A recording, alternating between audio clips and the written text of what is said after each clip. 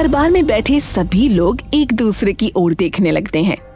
मैं इस राजमहल में बैठे सभी लोगों से एक प्रश्न पूछना चाहता हूं। कैसा प्रश्न महाराज? है एक प्रश्न, आपको अत्यंत पसंद आएगा। ऐसा कौन सा प्रश्न है महाराज?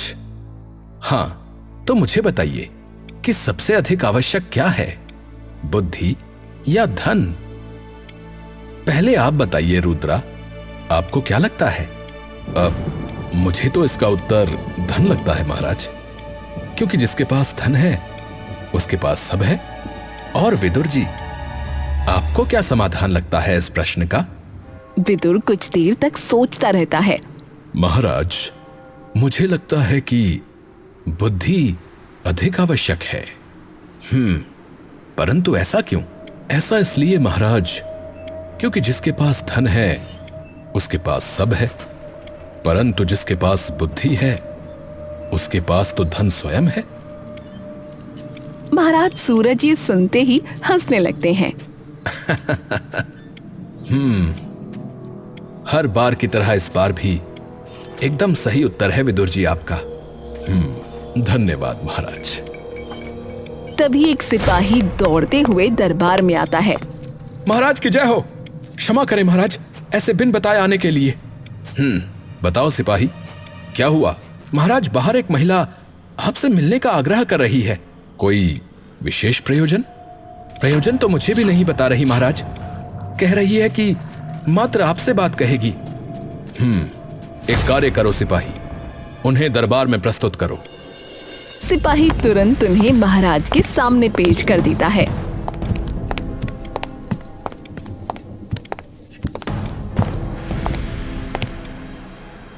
महाराज की जय हो।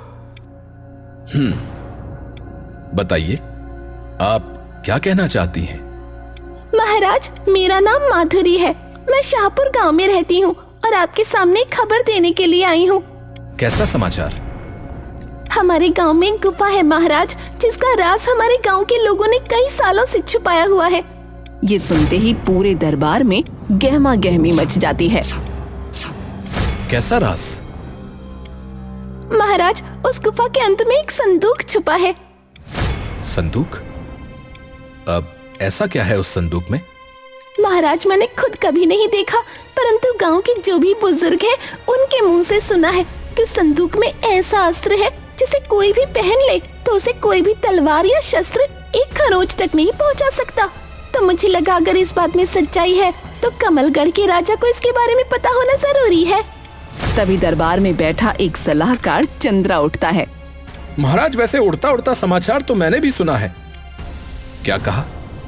तो फिर आपने हमें पहले बताया क्यों नहीं? महाराज, मुझे लगा कि यह कोई अफवाह होगी, तो इसलिए मैंने कभी कुछ कहना आवश्यक नहीं समझा। पर महाराज, अब उस गांव से स्वयं कोई आया है तो कदापि हो सकता है ऐसा हो। विदुर जी, आपका क्या मानना है?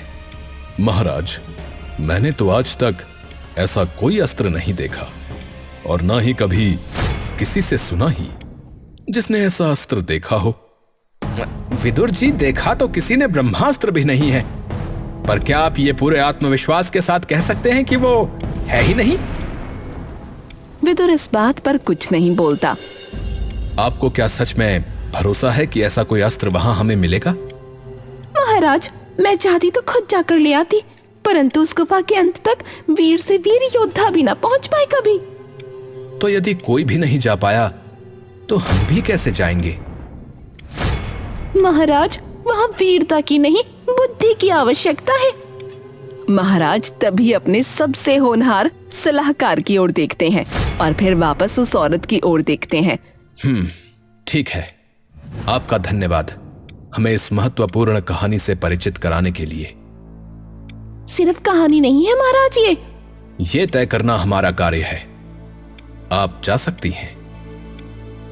जी महाराज। माधुरी महाराज के सामने हाथ जोड़ लेती है। कमलगढ़ के महाराज की सलामती हमेशा यूं ही बनी रहे।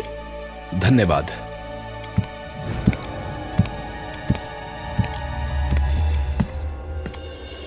विदुर जी, बताइए क्या किया जाए? महाराज, आप ही बताइए, जैसा आपका आदेश। उन्होंने कहा है कि उस गुफा के अंत तक मात्र कोई बुद्धिमान मनुष्य ही पहुंच सकता है, और आप सा बुद्धिमान तो हमें पूरे संसार में कहीं भी ना मिलेगा। हाँ हाँ, तो महाराज क्यों ना हम विदुर सेन जी को ही वहां पर भेज दें? इसका निर्णय तो वो स्वयं लेंगे। बताइए विदुर जी, आपका क्या मानना है? विदुर सेन कुछ देर तक सोचता रहता है और फिर एकदम से ही उसके मुंह पर एक बड़ी सी मुस्कान आ जाती है। जाकर देखने में कोई हर्ज नहीं है महाराज। अति उत्तम। तो फिर आप कब जाना चाहेंगे? कल सूर्योदय के पश्चात मैं वहां के लिए प्रस्थान कर जाऊंगा महाराज। और अपने साथ आप सिपाही कितने ले जाना चाहते हैं? उसकी सूचना मैं स्वयं प्रातः काल तक आपके पास पहुंचा दूंगा। जैसा आपको उचित लगे। थोड़ी देर में दरबार में बैठे सभी सलाहकार वहां से चले जाते हैं।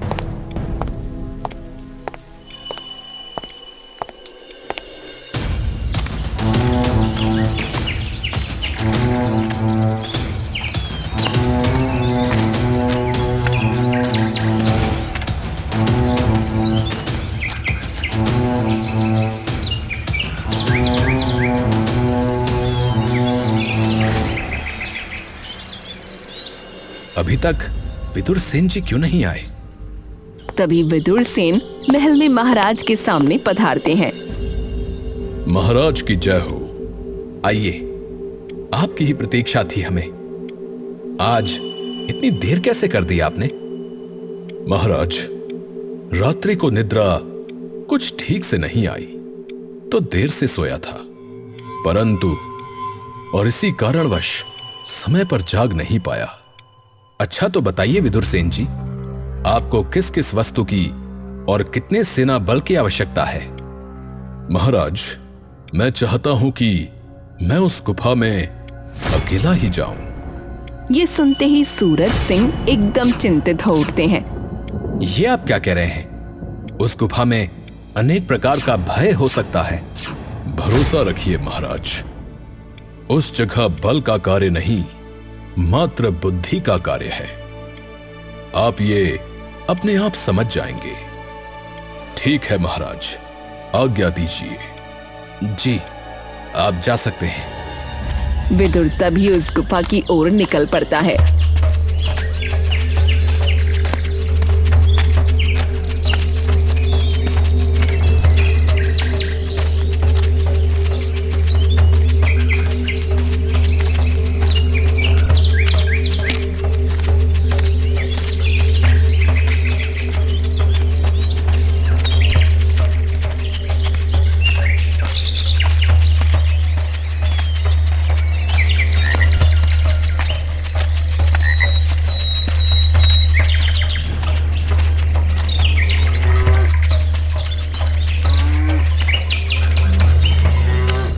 विदुर जैसे ही शाहपुर गांव में पहुंचता है, तभी उसे माधुरी अपने सामने खड़ी दिखती है।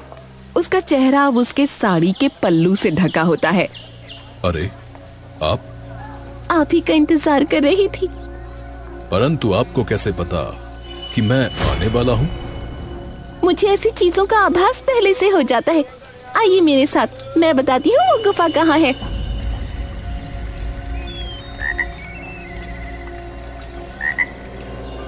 2 दिन बाद। परंतु यह कैसे संभव है कि वे अभी तक नहीं लौटे? महाराज, क्या पता उस गुफा के अंत तक पहुंचने में समय लगता हो। भैरव सिंह जी, अभी के अभी हम शाहपुर के लिए निकलेंगे। जी महाराज। चलिए। महाराज सूरज सिंह अपनी सेना की टुकड़ी के साथ तुरंत शाहपुर के लिए रवाना हो जाते हैं।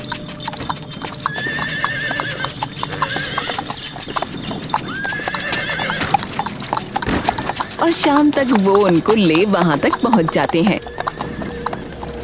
भीतर जाके पूछताछ करो कि किसी ने अगर उन्हें कहीं देखा हो तो। सैनिक आसपास पूछताछ करने लगते हैं, परंतु किसी को कुछ नहीं पता लगता। महाराज की जय हो। महाराज, सभी लोगों से पूछताछ कर ली, परंतु विदुर सेन जी का कुछ पता नहीं लगा। हे भगवान, रक्षा करना। एक कार्य करते हैं, थोड़ा आगे की ओर चलकर देखते हैं। महाराज सभी सैनिकों के साथ और आगे जाने लगते हैं। तभी एक नौजवान सा लड़का उनकी ओर दौड़ते हुए आता है।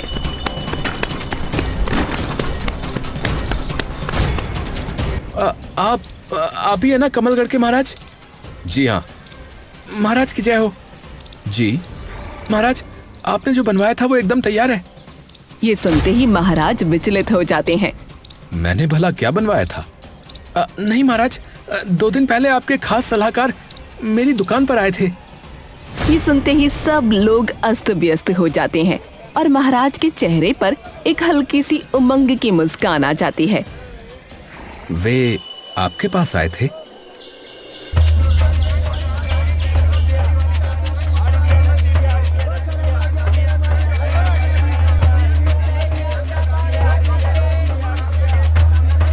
ले जाओ, एकदम खरा लकड़ी का सामान। आओ आओ, ले जाओ। माधुरी जी, थोड़ी देर प्रतीक्षा कीजिए, मैं अभी आता हूँ। जी। विदुर उस दुकान पर चला जाता है।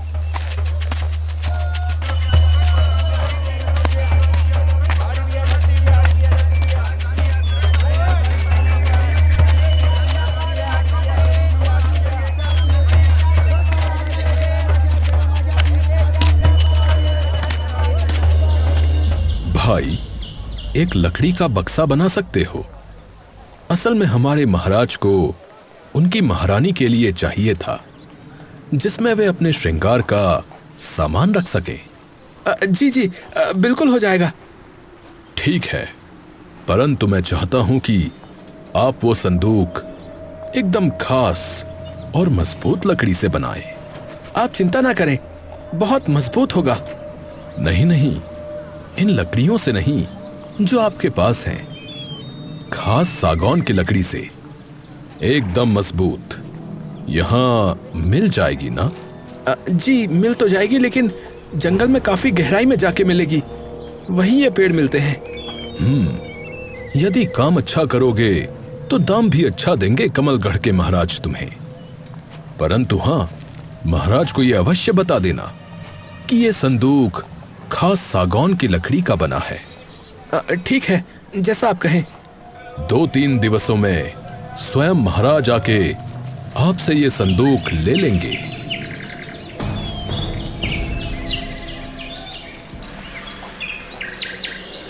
ये लीजिए महाराज, ये सागौन के पेड़ की लकड़ी का बना हुआ है।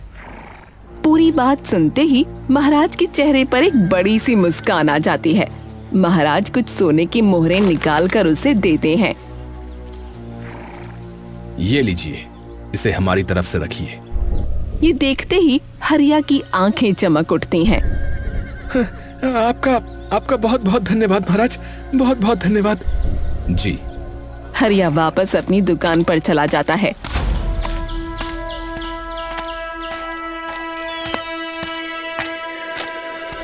महाराज, आपने उन्हें यहाँ ये बनवाने के लिए कहा?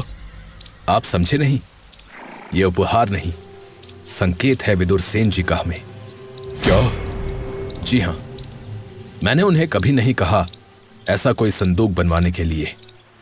विदुर जी ने उन्हें कहा था कि इस संदूक को सागौन की लकड़ी से बनाया जाए, और उन्होंने ये भी कहा कि महाराज को यह अवश्य बताना कि ये किस लकड़ी से बना है। अर्थात वो हमें इससे बता रहे हैं कि वो किस ओर जा रहे हैं, यानी कि उनका अपहरण किया गया है। ये हमें ज्ञात नहीं है, परंतु हमें शीघ्र ही वहां पहुंचना होगा। हमारे पास समय नहीं है।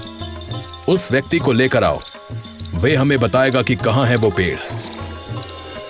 सभी सैनिक हरिया को ले आते हैं।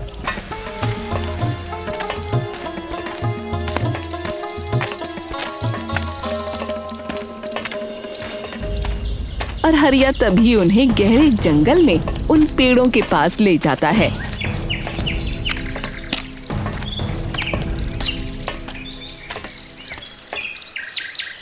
लीजिए महाराज, हम पहुंच गए, परंतु अब कैसे पता चले कि कहां जाना है महाराज? महाराज की नजर तभी नीचे पड़े कुछ बीजों पर पड़ती है। ये क्या है? महाराज करीब से जाकर उन बीजों को उठाकर देखने लगते हैं। अरे ये तो चंदन के बीज हैं। मैं कुछ समझा नहीं महाराज। चंदन के बीज यहाँ क्यों होंगे? वही तो सेनापति जी, ये बीज यहाँ क्यों होंगे? और आपको पता है कौन उगाता है चंदन? कौन महाराज? विदुर सेन जी। मात्र उनके घर पर हमने देखा है चंदन, क्योंकि उनको उसकी सुगंध बहुत पसंद है। यानी कि ये, हाँ, ये अवश्य उन्होंने ही गिराए हैं। सेनापति आगे चलकर देखता है।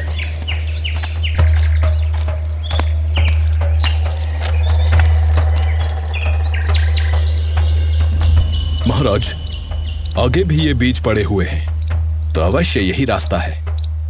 उन्होंने जानबूझ के इन्हें गिराया है ताकि वे हमें ये बता सकें कि वे कहां जा रहे हैं। इसीलिए तो विदुर सेन जी मेरे सबसे होनहार सलाहकार हैं। शीघ्र चलिए, अभी के अभी। महाराज और बाकी सेना तेजी से उन बीजों के पीछे चलती है।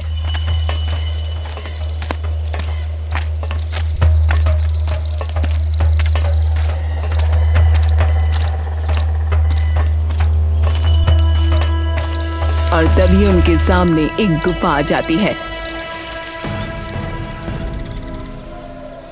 इसी के भीतर होंगे वे। सैनिकों, तुरंत आगे बढ़ो। वो सभी लोग जैसे ही आगे बढ़ने लगते हैं, तभी सेनापति का पांव एक लाल से कपड़े पर पड़ जाता है। महाराज, ये क्या है? क्या हुआ? ये कपड़ा पड़ा था नीचे। महाराज ध्यान से उस कपड़े की ओर देखते हैं। ये तो देखा सा लग रहा है। अरे, ये तो विदुर सेन जी का अंग वस्त्र है, परंतु उन्होंने ये यहाँ क्यों गिराया है? क्योंकि भीतर खतरा है। जल्दी सभी के सभी छुप जाओ।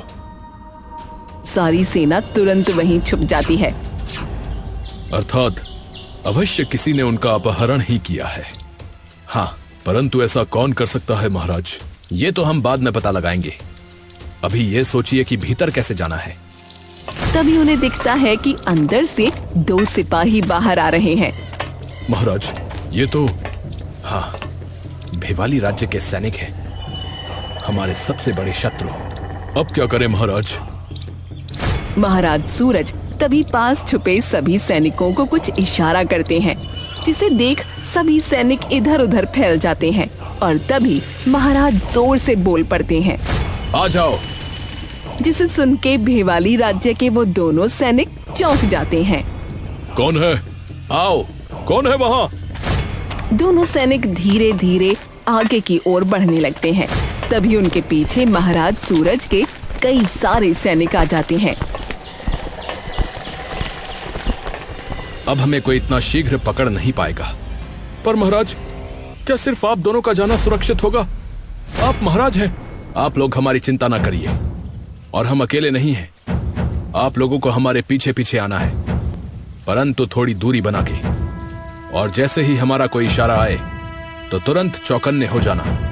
चलिए महाराज।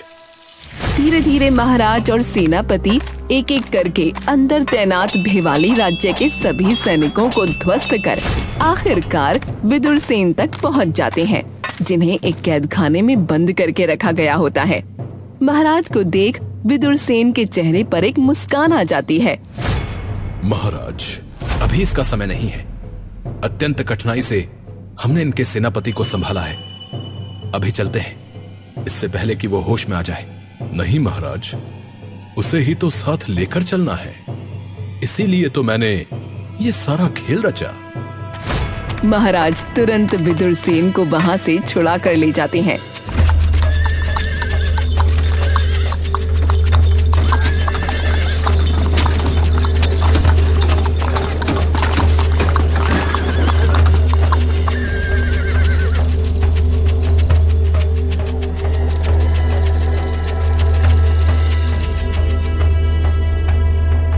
ले जाओ इन्हें कारावास में। सैनिक तुरंत उसे वहां से पकड़ कर ले जाते हैं।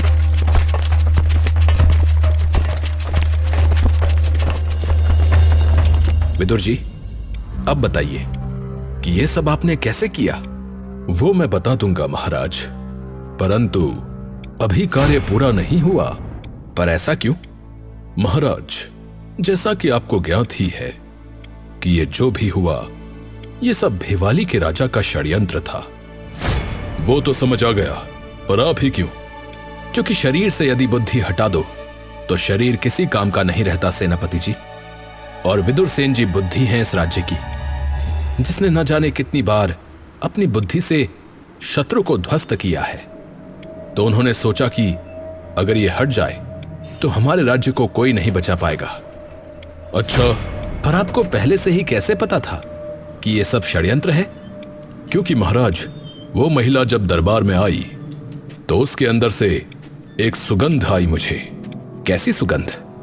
केवड़े के तेल की महाराज, जो कि सिर्फ भिवाली राज्य में ही मिलता है। और फिर वो मनगढ़ंत कहानी। तो मैं उनके पीछे पीछे चला गया और वहां जाकर मैंने देखा कि वही औरत जाकर भिवाली राज्य के इन सेनापति से कुछ बातचीत कर रही है। और तभी मेरा शक यकीन में बदल गया। अर्थात इसीलिए आप उस दिन सभा में देर से आए थे? जी महाराज, परंतु जब आपको इसका ज्ञान था तो आपने बताया क्यों नहीं और अकेले क्यों गए? क्योंकि यही तो वो कार्य है जो पूरा करना था महाराज। मैंने इसलिए नहीं बताया क्योंकि जब मैं गया तो उन सेनापति के साथ मैंने एक और व्यक्ति को वहां देखा। किसे? हमारे राज्य, हमारे ही बीच बैठने वाला एक व्यक्ति, जो न जाने कितने वर्षों से मुखौटा ओढ़े बैठा था। इसलिए मैंने किसी को नहीं बताया, क्योंकि यदि उसे पता लगता तो वो सबको सूचित कर देता और आज हमारे हाथ उनका सेनापति नहीं लगा होता। कौन है वो राजद्रोही? विदुर तभी पलटकर एकदम से राज दरबार में चंद्रा चौहान की ओर देखता है। आप स्वयं बताएंगे या मैं बताऊं? चंद्रा चौहान सामने की ओर भागने लगता है। तभी सेनापति उन्हें अकेले ही धर दबोचता है। ऐसे कैसे जाओगे? इन्हें भी ले जाओ इनके सगों के साथ कारागृह में।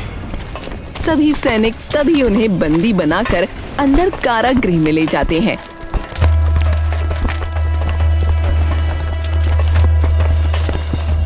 महाराज, आपका बहुत बहुत धन्यवाद मुझे बचाने के लिए। आपकी बुद्धि ने और आपके संकेतों ने ही आपको बचाया है विदुर जी। धन्यवाद महाराज। पर महाराज, कम से कम ये तो ज्ञात हो गया कि ऐसा कोई रहस्यमयी अस्त्र इस संसार में नहीं जो हर वार को रोक सके। अवश्य है, वो अस्त्र हमारे सामने खड़ा है विदुर सेन जी, और वो हैं आप, जिसने आज तक हम पर या इस राज्य पर एक बार भी कोई आंच नहीं आने दी। विदुर सेन मुस्कुराकर महाराज के सामने झुक जाता है।